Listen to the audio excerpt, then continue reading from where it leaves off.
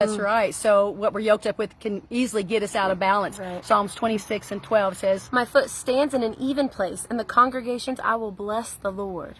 and then in the last part of the scripture, when he says, for my yoke is easy, well, he said, you will find rest for your souls, for my yoke is easy and my burden is light. That rest means... It is intermission. Intermission.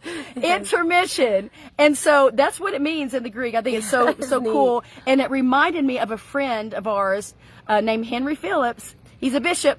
He got the opportunity to go to a Broadway play. Oh. And so it was intermission time, but he didn't know it. And he thought that was the end, and it ended so strange. And he was like, he noticed people in the lobby, or, and they were just, hanging around. So he was just kind of gauging, man, I can't believe it ended like that. And they said, oh, wait a minute. Have you ever been to a Broadway play? No. And he said, clearly, that's just intermission. So I want you to know it's just intermission. It's just the pause. It's just the break, because that's what intermission is. Remember, to pause, to take a break. And so you may feel like, man, I'm worn out, and what's going on in my life? Is it over?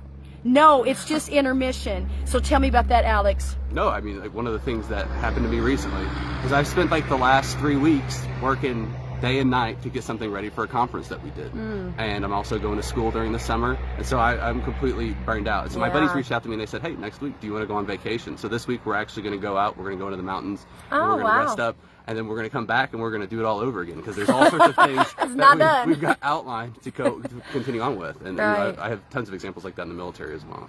Isn't that something? So there is that time when you need to take the Salah. Right, the rest. And so Psalm 62:8 says, trust in him at all times, you people, pour out your heart before him. God is a refuge for us. Salah. Salah there means pause. To take a break. Take a break. That's what he's telling you today. Yeah. I mean, all the stress, the worry, the anxiety, whatever it is, the enemy's bringing at your way, bringing to you, you've got to just shake it off. Can you just take it a moment and just shake it off right now? And he's saying, take an intermission. It's just, it's just that pause. You've got to. And then, what happens? You get refreshed. So Jasmine, tell me about, your day. So I just got back from a trip. It was a bachelor party for my best friend, and, just being in a different place.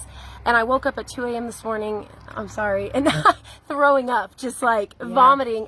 Everything, sick, a little bit of a flu bug. I haven't had a fever in a couple hours, and just felt miserable. But I had a lot I had to do today, but I didn't. I had to rest and spend the day in bed just because I needed that healing.